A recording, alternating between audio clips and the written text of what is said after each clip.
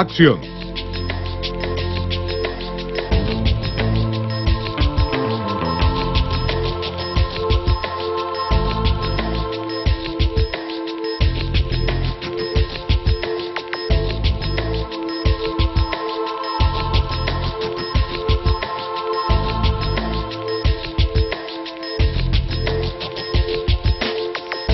Tras las cámaras, donde la magia del cine se convierte en realidad.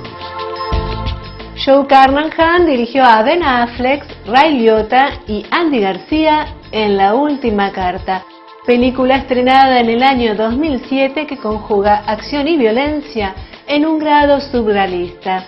El director y los protagonistas nos cuentan cómo fue el rodaje de esta película. Ubiquémonos entonces tras las cámaras de La Última Carta.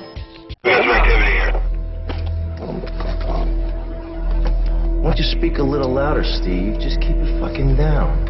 What now? It's basically a 24-hour journey for the character, but he starts off in a very sort of menial way, like he's just doing his job. He's punching in and punching out. He's of course excited to go apprehend this guy, but he thinks it's just going to be a very by-the-numbers routine operation. Joe, are you guys seeing anything? Because if you are, it's certainly not coming up here in the van. It turns out to be the exact opposite. It turns out to be like one of the worst clusterfucks in the history of this agency. Fuck! This is urgent. I need you to lock down. I need you to limit physical access. My partner in the film is played by Ray Liotta, who plays Donald Carruthers.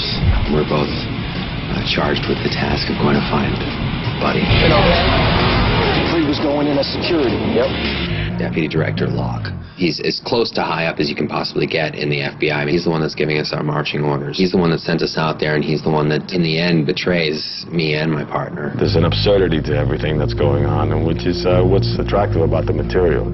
Has anyone else seen this? Only the director himself. Should we inform Messner or others? Ray and I have a kind of it's a fine line between a fraternal relationship and a paternal relationship. He's my mentor. I think he's the guy that kind of brought me in, took me under his wing. He's a friend, brother, and sort of father figure all at once. To play Richard was just exciting. To play the FBI agent that isn't the cowboy, so to speak. We're getting robbed here, man. 3 days staring at Speraza's houses. This guy's got hookers up there, fist fighting.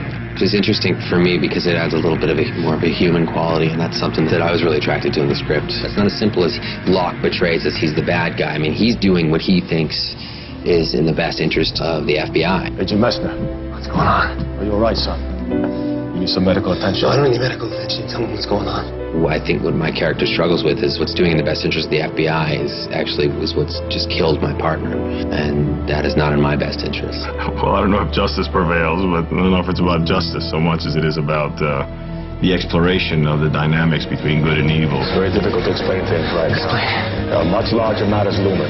He's the one guy that isn't a real extreme. Every other character is so willing to go to their extremes on their own, and Richard is actually forced there. And by the end of the film, he's so completely lost any sense of himself. I think he's incredibly disillusioned by what he does for a living and horrified, and he just really sees the ugly nature of it all.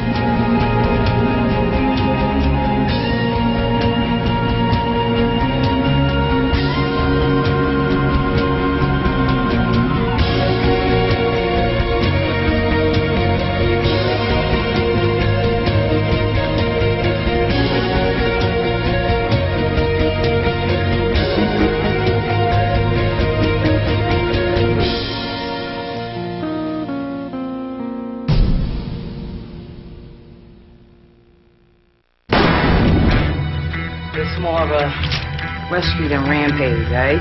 Waters and Sykes are contracted to get Buddy Israel. My associate, Mr. Stern, I can get him on the phone, and if you could just speak to him and tell him your plan. But they have it all wrong, so it all goes all wrong. Our MO for getting the job done is basically getting in and getting out quick. We're not trying to stay there a long time. Waters and I is much more street level style. We're definitely more raw. Yeah, Israel likes pussy. And we like that he likes Pussy. So there are so many assassins involved in this that are from so many different worlds and walks of life, and we all end up coming together. have my 9, and I also have a revolver and some very, very high patent leather hooker boots. I have a newfound respect for hookers and strippers. Damn, both stank-ass bitches. That's your crew. Hey, fuck you. Sharice is a no-nonsense kind of girl. Shh, my ass. She's asleep. I'm trying to wake this bitch up. Shh, come here. She has some issues that she wants to kind of keep in the closet, if you will. Oh, come on, baby. Don't be shy. Just one minute, please. She's crazy. She's off the chain. Wait till y'all see her gun. Sure, I'm pinched. Bring some heavy shit. $500's got my account. Bet. I shoot a huge 50 caliber gun. Gun is like larger than me. I'm like the smallest thing in the cast, shooting the biggest gun.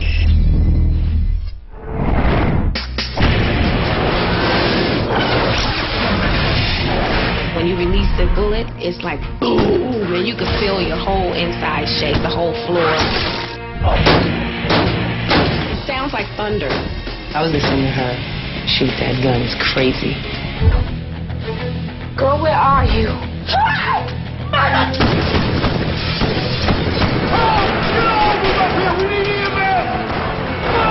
This is like a boy's world, and 2 women show up. That's badass. Enough said. A big applause, a big Las Vegas waffle to Mr. Buddy Israel. When we first meet Buddy, he is in the midst of trying to work out a deal with the feds. He's going into the witness protection program. He's had an amazing run, and now he knows that the jig is up, the mob is after him, and there really is no place to hide. He has a love for the mob and for guys who are in that world and who are really authentic and doing their things out there, because he's created this world of illusion. He's the top magician in Vegas. People are trying to save him, kill him, put him on ice, and they're all converging upon Buddy Israel and his team in Tahoe. And Tahoe is this strange place where you're just kind of immersed in this duality of natural beauty and then at the same time this kind of shut-in, never knowing what time it is, broken down B-Team Vegas vibe. It's beautiful in Lake Tahoe, but we're not in a beautiful position. The first moment you see him, this character, he's kind of looking at the sun and cursing that and God and everything else. What in God's name has Buddy Israel done to make someone want to extract his heart? Right now we're in this situation with Buddy. It's a hot situation and we gotta stay low. Buddy at that point is revealing how disillusioned he is with his art and his life. And he just shuts off, and that's like, ugh, it's very kind of an emotional scene and moment. The disillusionment that he had with the whole game and with himself. What do you see right now? You see exactly and only what I choose to show you. It's a kind of a really kind of beautifully tragic character and moment.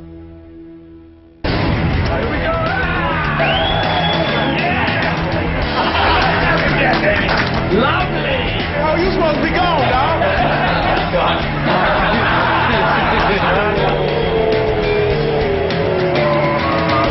Get that? Hope you got that. So we're here on day 11, and we're shooting the phone call, and we're also shooting the surveillance van. I think you can find the DNA of Smokin Aces in my want or need or desire to almost to make kind of a refined intellectual drive-in kind of a movie where you really threw a lot of kind of wild characters into a really wild scenario and kind of effortlessly, geez, I can't even talk, man, kind of treat it like almost like a jigsaw puzzle. And you know, why not, man? Why not shoot for it? Having a guy seek absolution from a dead guy by manipulating his mouth and adding his own words in, you know, kind of Start on him just tight punching. Flat out having a prepubescent kid throw punches at an inert, severely wounded guy in a bathtub while getting a boner at the same time. Okay, don't turn so much, Zach. Don't turn so much. Okay, cue boner. Down. All right, cue boner. Okay. Down. Cue boner.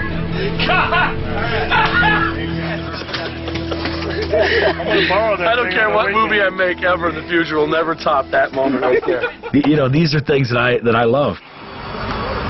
Day 11, and I've undergone a growth spurt overnight. My hair came back in red and kinky. It was just this kind of expulsion of all this bad stuff that I had been professionally kind of dealing with, and I just wanted to go and kind of, it's like a fighter where you just let your hands go. Pressure today, man. Good one. It's just... Action! I thought that we would encounter some resistance, and we didn't. So it was really this kind of gonzo, let it all fly approach. Liza Chasen is like the patron saint of this particular project because she encouraged Universal to buy this project and convinced her bosses to continue to pay me, probably much to their chagrin and disdain and against their better judgment. And if you look all over the film, Liza's face is everywhere. You know, and I always love doing stuff like that. If you look at when the Tremor brothers hit that diner at the beginning of the film. The assassination of Miley's Bistro.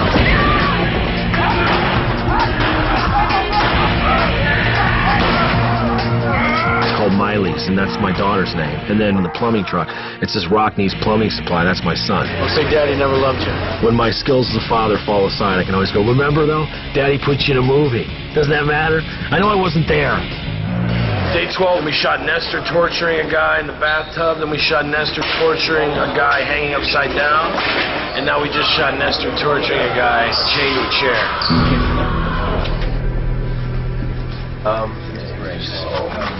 Strange. That's right. Hey, Mark. The script was written to be a real great read, because I think a lot of times in the craft of screenwriting, it's considered kind of this bastard form of literature, and I think a really great screenplay by Frank Pearson or Dalton Trumbo, or even what Bill Monahan did with The Departed. It's like when someone really wants it to be an experience and wants it to kind of pop off the page. Ready and action!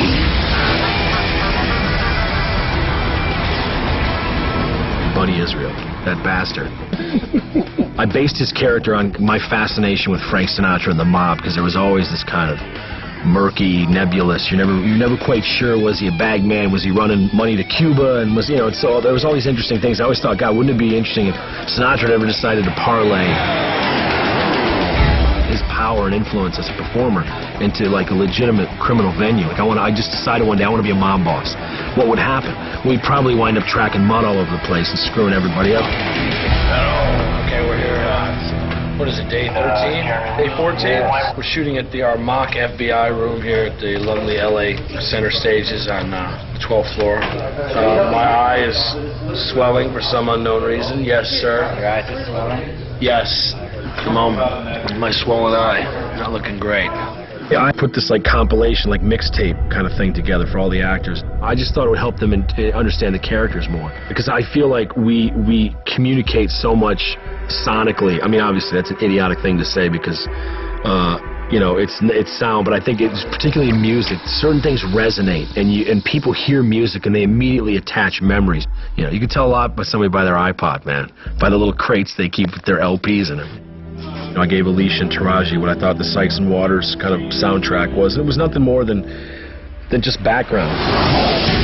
And then with like the Tremor brothers, it was 9 Inch Nails and 8 in Motorhead, and there was like this really dark, Shining inspired kind of music.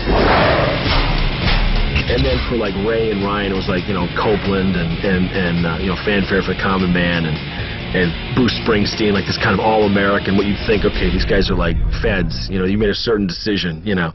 I don't see him listen to a lot of like hate metal. Agent Messner. What's going on? You're right, son. What's going on? I wrote the script with an ensemble in mind. You're not starting the film going, Ryan Reynolds' character is the main character, I'm going to follow him. And I like that. I don't want to make any, you know, apparent signposts and say, you know, watch this guy, he's going to be the one, or watch that guy, you know, or watch Alicia Keys or Common or whomever, you know. And the actor is king in my book. I love you. I love you. God damn it, I love you. There's no amount of pyrotechnics I can generate visually that'll beat a real teardrop or a real laugh or a real moment from a human being. And I think that it's also just my desire as a filmmaker to try to design things that don't require 6 hours to shoot, that have a simplicity but at the same time enough confidence that I said, okay, it's going to be all right. I don't have to cut. I've always preferred to compose shots in a way that you can land on certain things and reveal certain things, and really, I'm not a big fan of the rapid kind of cutting. I mean, certainly in the first film I did, that's all it was, but I was trying to conceal the fact that we all sucked. Day 21. How does it feel to be day ahead? It was great as long as they give it back to me in post, because they don't give it back to me in post. It was a conscious decision to let the camera reflect the character. You know, the Tremor brothers, when you first see them, are shot like a Sergio Leone film. Because that's how they see themselves. He's larger than life, you know, shot low and godlike and very, you know what I mean? They're young. So, yeah. Way early. Cut. Hey, Morrow just called cut, guys. Morrow just called cut. I hope you guys got that. The DP called cut. Made you look like a fool. Mauro Fiore. You know, listen, Mauro and I have an amazing kind of relationship because we're both cinephiles, but also he's a dad, I'm a dad. Fire in the hole. We have real similar kind of thoughts about family and the importance of certain things, and again, trying to convey the sense of emotion and reality or fantasy, you know, depending. Marlo's imagination is malleable like mine, and he lets himself be taken to places in an attempt to construct certain things. Yeah, full focus, that's good. When you cut that together, make it appear as though it was my idea. And he's a risk taker, he's ballsy. I mean, he'll go for something. Even though, you know, whatever past professional experience has told him that, you know, maybe we should take a flyer on this, it may not work. He's just a gambler. That's the best spirit for me, the gambler. You know, not the degenerative gambler. Okay, this is day 28 of 40. We're going to be shooting and killing Ray Liotta. Ray actually has a thing with elevators. He doesn't, and in real life, it's his worst fear, which is elevators. I forgot you don't like elevators. Wow, I don't mind it here. Everything's going well so far. It's a great set, great crew. Everything's working brilliantly, so. You know, the elevator, I knew I always wanted to shoot with mirrors and becoming like, this guy's not who he says he is because all you're seeing is reflections. Right on the first flash, drop it, dude. Don't wait for it to end, just drop it. Go! And that was great because it gives you like a thesis statement. It becomes a small building block that leads to another one. You know, and then pretty soon you got a, you know, a little DNA strand. What day is this? Is this day 29 or day 30? Is this day 30? Today's 29. Day 29. And action!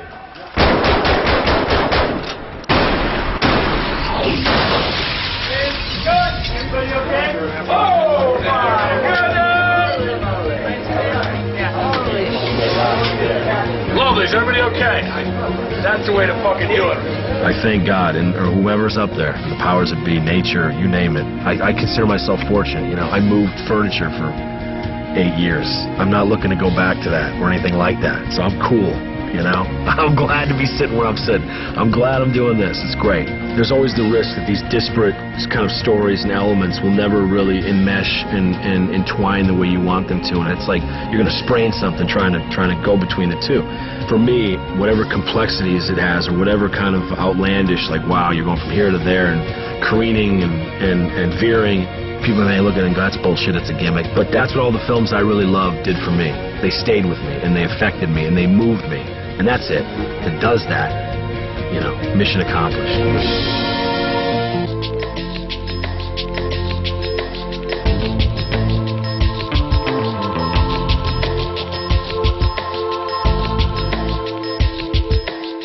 Videoclub M&M. Copias originales en DVD y Blu-ray. Todos los géneros. Amplio catálogo en VHS. Insumos de computación y accesorios de video. Servicio de desgrabación de audio. Vicente López, 2983, Villa Ballester.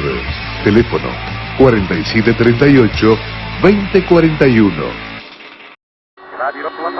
Comienzan los actos del Festival Internacional Cinematográfico. En Mar del Plata se ultiman los preparativos para la realización del primer Festival del Cine Argentino. Con un marco de extraordinaria magnificencia se realiza en Mar del Plata el primer Festival del Cine Argentino. Acontecimiento de singulares relieves técnicos y artísticos reviste el estreno de la primera película rodada en Technicolor por el sistema denominado... El Festival del Cine Argentino lleva como misión fundamental la de exponer ante todo el país el esfuerzo de un arte e industria que enaltece el espíritu y la cultura de nuestro pueblo. El general Perón, que preside los actos del festival, auspicia la presentación de esta novedad, compañía de altas autoridades.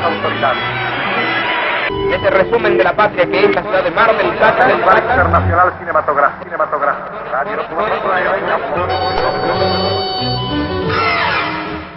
Los gauchos esperan a sus destinatarios premiando las más brillantes realizaciones del cine mundial.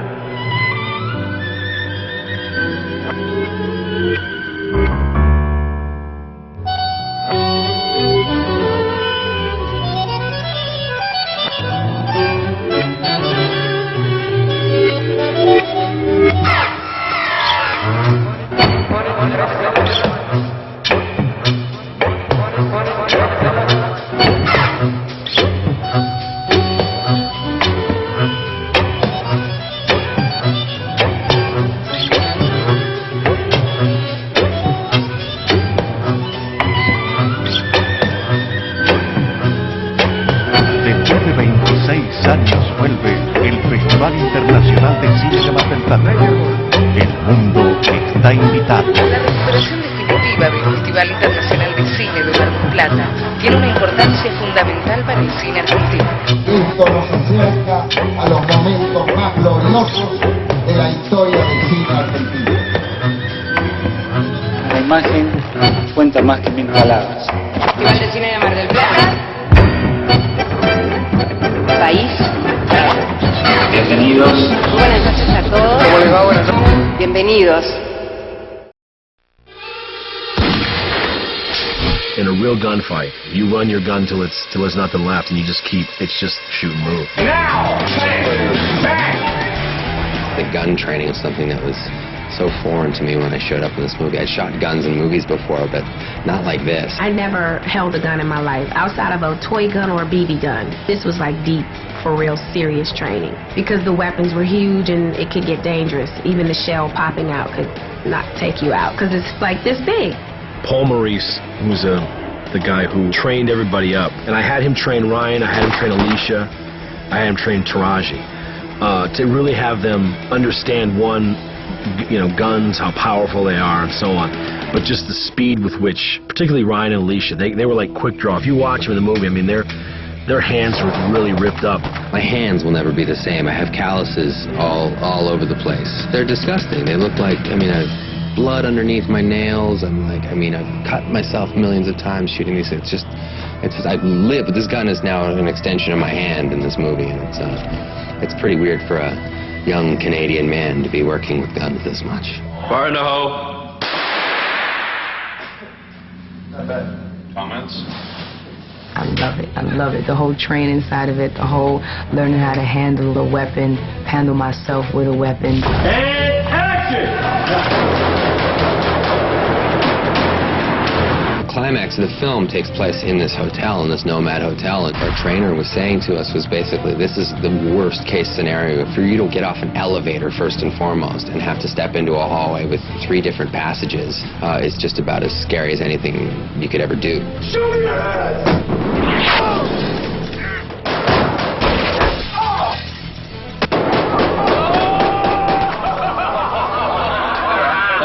I knew we were going to expend a ton of ammo, especially Taraji shooting this 50 caliber Barrett. This gun is designed to shear through tanks and kill people inside those tanks.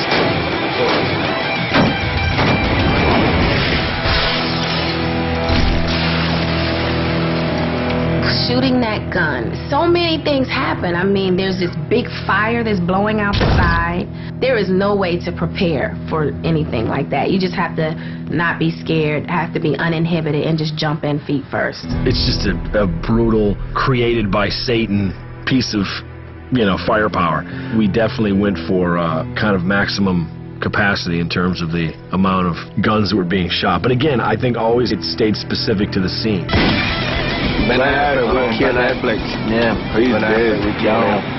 This is the first time I have ever actually been killed in a movie. These guys just drive up, kill them all. That's it. Out of the movie, done. Dead.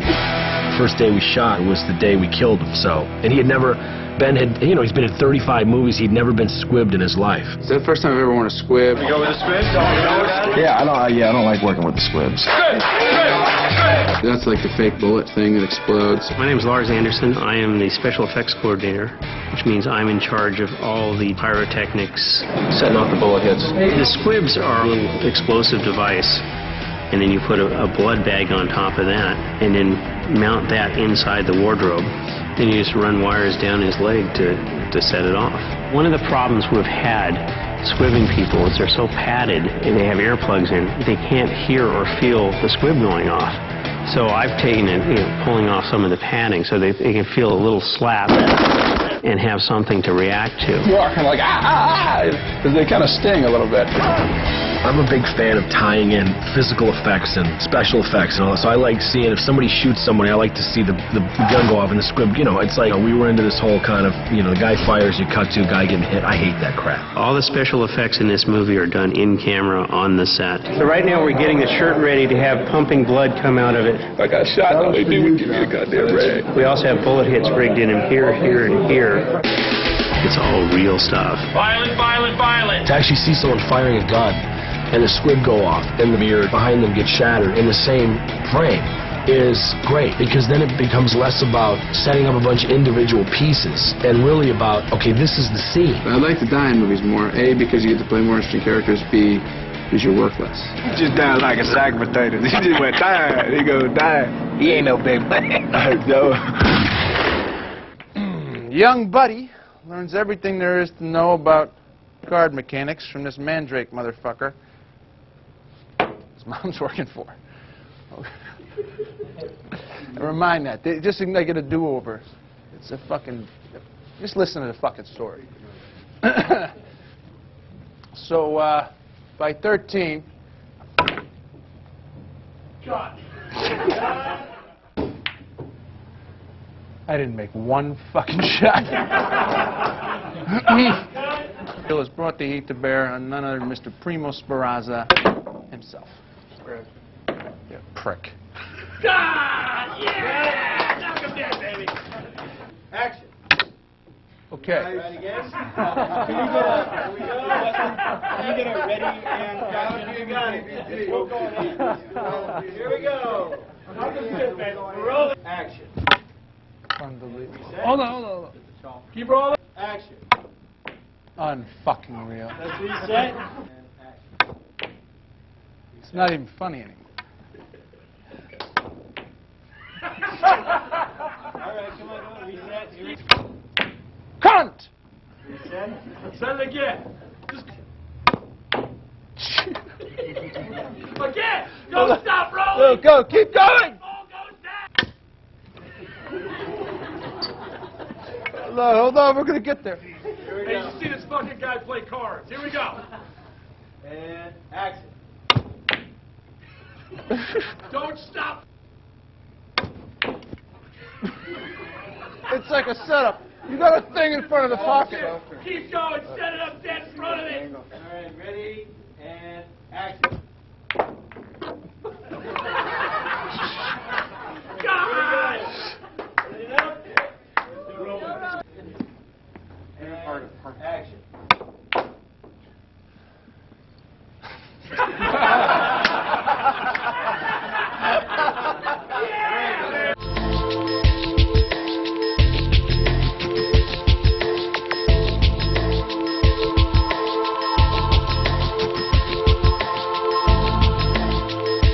Corten. ¿Te quedaste con ganas de ver más cine? No te preocupes. Videoclub M&M desde 1986 te ofrece todas las novedades y los títulos difíciles de conseguir. Acércate a Vicente López 2983 Villa Ballester. Teléfono 4738 2041.